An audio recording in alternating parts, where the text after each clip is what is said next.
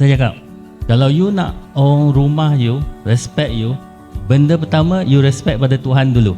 You tunjukkan you boleh solat pagi, solat 5 waktu tanpa tinggalkan solat ni, then your wife automatically will respect you. Because apabila kita tunaikan tanggungjawab kita kepada Tuhan, maksudnya kita sebagai lelaki dah menjalankan satu sifat yang kita dijadikan sebagai lelaki. Tanggungjawab tu maksudnya, bila saya sebagai non-Muslim, saya bukan Muslim, dan bila saya terima tanggungjawab daripada Tuhan yang memberi cabaran untuk saya berjumpa dengan 3 beradik ni, benda pertama ialah sebab mereka itu Muslim, Islam. So what's the main thing for budak-budak ni is solat. Macam mana kita nak didik dia daripada, sebab dia orang ni dah meningkat remaja.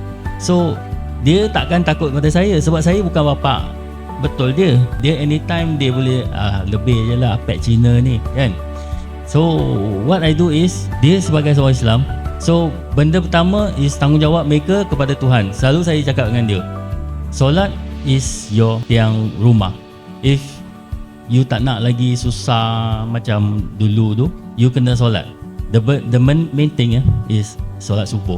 Itu yang paling susah. Kita nak tengok anak-anak ni dia okey atau tak. So bila mereka dah dididik, dan biasalah remaja, kita cakap hari ni dia buat 2 hari, hari ketiga dia takkan buat lagi.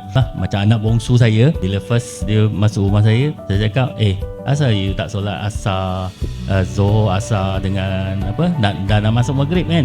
Saya cakap, tadi saya tak nampak you pun masuk bilik solat. Apa dia jawab? Dia kata, Uncle Mike tak tahu ke dalam Islam kita boleh jamak.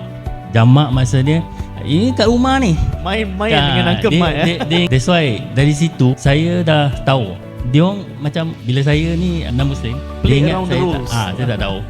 Kebetulan staff saya seorang tu dia ustaz. Jadi saya mohon ustaz tu datang ke rumah malam-malam untuk ajar mereka.